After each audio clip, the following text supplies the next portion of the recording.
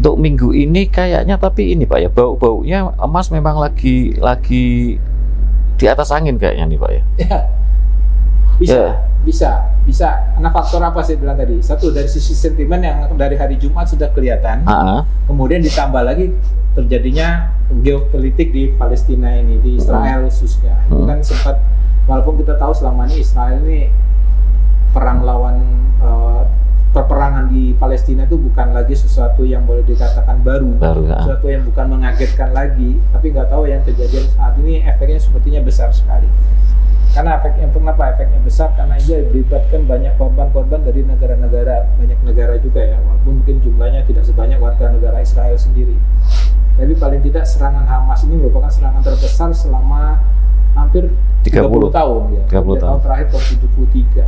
Ini sehingga menimbulkan kaget, mungkin sisi kaget, impactnya juga kaget, dan ini bisa dengan serangan yang begitu besar dari Hamas ini bisa akan menimbulkan reaksi balik dari Israel sendiri nanti terhadap ini akan menimbulkan suatu konflik baru lagi, konflik kemanusiaan lagi dan lain-lain. Ini banyak melibatkan negara-negara lain.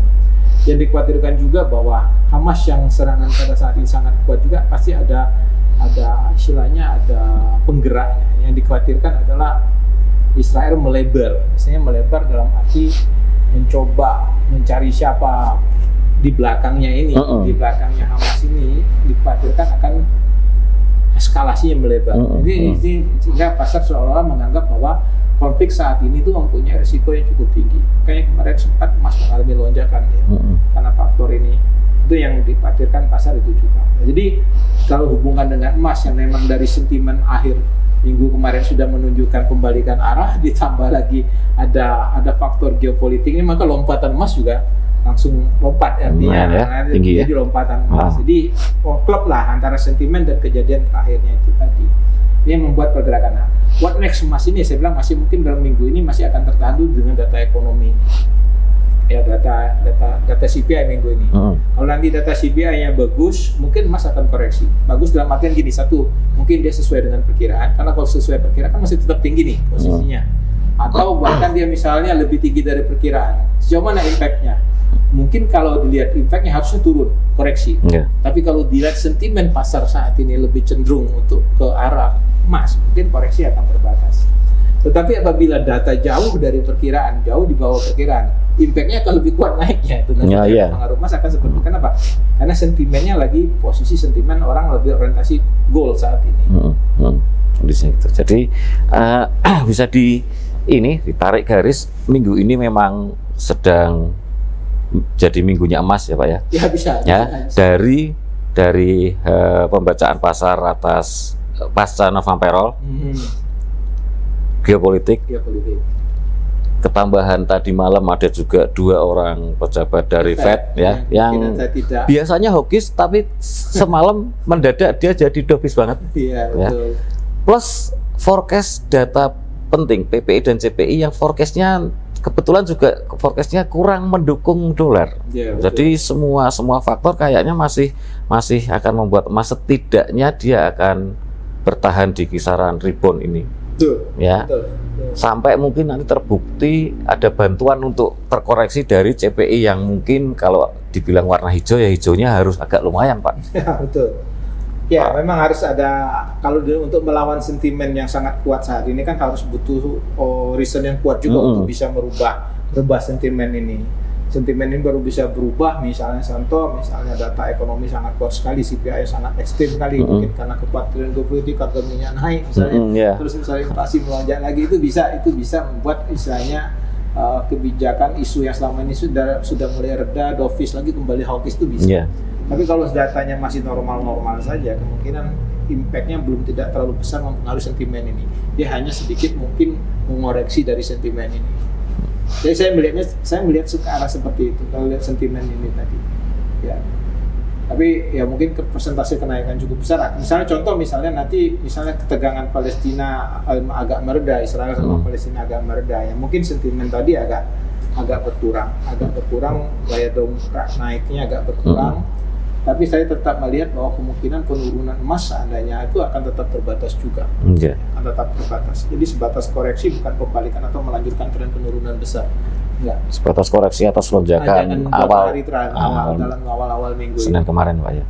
Ini berkaitan dengan efek dari ketegangan geopolitik ini, kayaknya kita tidak bisa ngeraba ya. Ini ketegangan geopolitiknya selesainya kapan?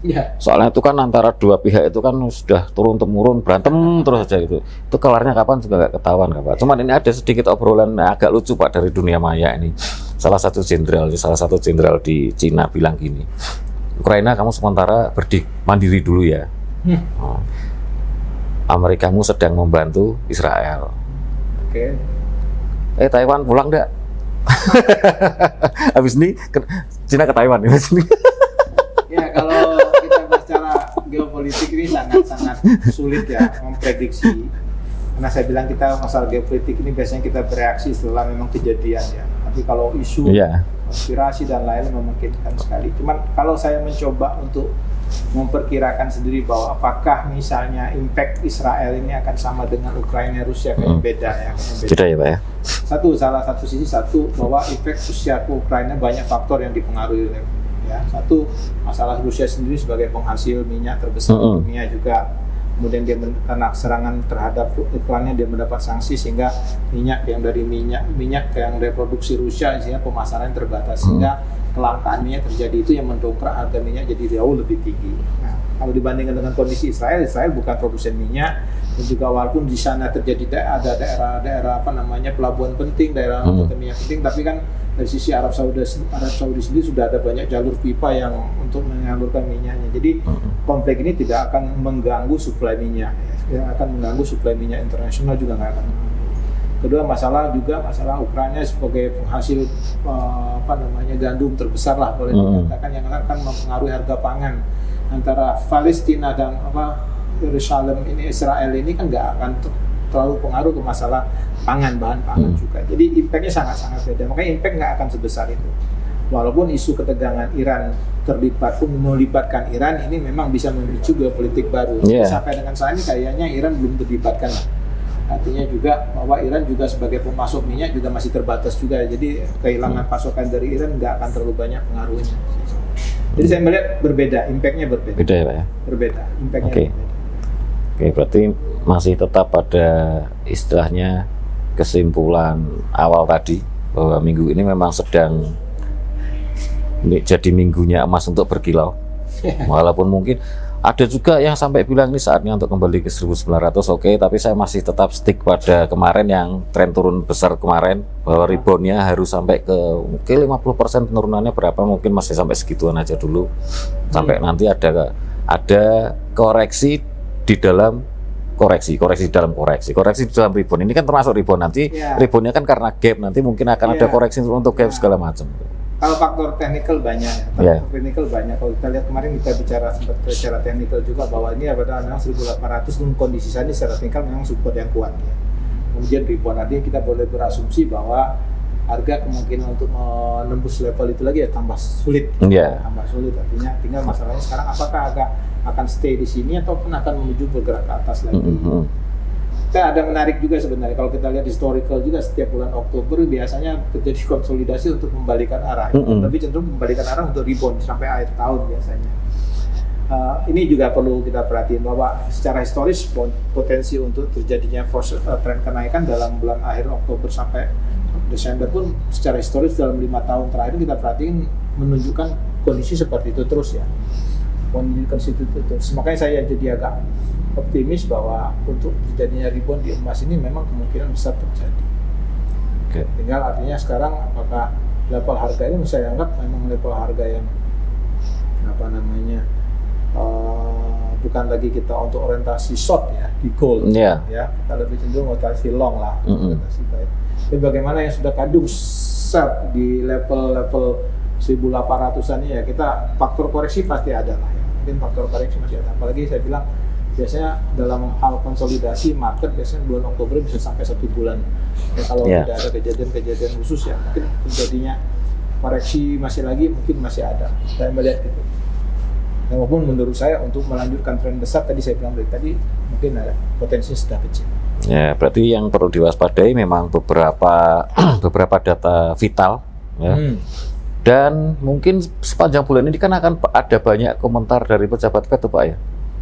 Nah itu kalau mereka yang punya hak voting itu lagi-lagi berubah menjadi dovish, mungkin memang bukan cuman minggu ini, mungkin malah sampai sepanjang bulan ini memang mungkin bulannya emas untuk berkilau mungkin ya. Ya bisa jadi. Maka setelah data CPI ini kan boleh dikatakan nanti data-data ekonomi lain yang kedua. Nah, kalau dia cenderung bahwa data ekonomi dengan kondisi ekonomi terakhir kini kan mungkin kita tidak akan mendapatkan data ekonomi yang cemerlang sekali ya, mungkin akan rata-rata aja atau mungkin agak lebih rendah.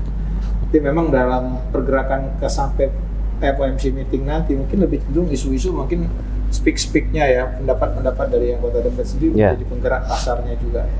Mau kita sudah melihat awal bulan ini sudah mulai mereka yang selama ini hawkish sudah berubah dovish. Ini sebenarnya suatu gambaran juga akan memberikan isu apa keputusan The Fed pada bulan November nanti, awal November. Nah itu yang akan menggerakkan pasar. Ya, walaupun kita mudah-mudahan ketegangan Israel tidak membesar, bukan kita berharap hanya karena berharap emas naik, kita berharap bahwa ketegangan Israel semakin membesar. Kita nggak berharap seperti itu. Kita nggak berharap. Tapi kita lihat mungkin itu bisa koreksi di dolar juga bisa menyebabkan kenaikan emas. Oke Pak, jadi sudah mulai ada sudah dapat titik terangnya, setidaknya untuk 1 minggu ini aja kemungkinannya masih cenderung bullish untuk emas berarti ya walaupun masih di dalam ring angka-angka teknis ya. Ya kalau kita lihat dari perubahan dari awal minggu sudah cukup banyak pergerakan mungkin ada ring atas, mungkin ada resisten juga nanti yang menjadi menahan kenaikan emas. Mungkin di level berapa ya kemarin kalau nggak salah low terakhir di sekitar 1885 kalau nggak salah, itu kan ada itu sempat menjadi support, tembusan pasti akan secara teknikal akan menjadi resisten juga ya. Kalau kita lihat yang terdekat juga mungkin secara harian mungkin level 73 itu 1873 juga akan menjadi resisten juga. Tinggal nanti mungkin support kuat itu ada di sekitar kalau nggak salah mungkin 1840 juga bisa menjadi support. Kenapa kita harga open gap-nya ya kalau nggak salah ya 845 ya. Baru sempat harga 1840. Artinya kalau teori tutup gap, artinya gap kemarin kalau seandainya biasanya yang percaya teori tutup gap, seharusnya kalau seandainya mau ada tren naik yang lebih besar, seharusnya minimal paling nggak gapnya ditutup dulu. Semua potensi itu masih ada untuk terjadinya koreksi ya. Masih ada. Mungkin kalau data ekonomi minggu ini cukup bagus, mungkin akan terjadi koreksi. Tapi tidak akan mungkin merubah sentimen emas itu sendiri. Oke Pak, terima kasih. Ini berarti sudah sedikit ada pencerahan ya untuk emas ya. Untuk yang sudah terlanjur punya posisi short, diharapkan tabah dan tawakal dulu. Ya mungkin bantuan datang dari CPI bisa saja. Bisa. Ya. Kalau hijaunya kebangetan mungkin akan ada ayunan koreksi ke bawah cepat. Swift, ringkas, tidak terlalu berharap banyak, cuman ya itu tadi lumayan lah. Mungkin kalau ada ayunan ke bawah. Ya, karena sentimennya untuk kenaikan suku bunga dolar selanjutnya juga sekarang sudah semakin mengecil. Oke Pak, terima kasih atas obrolannya.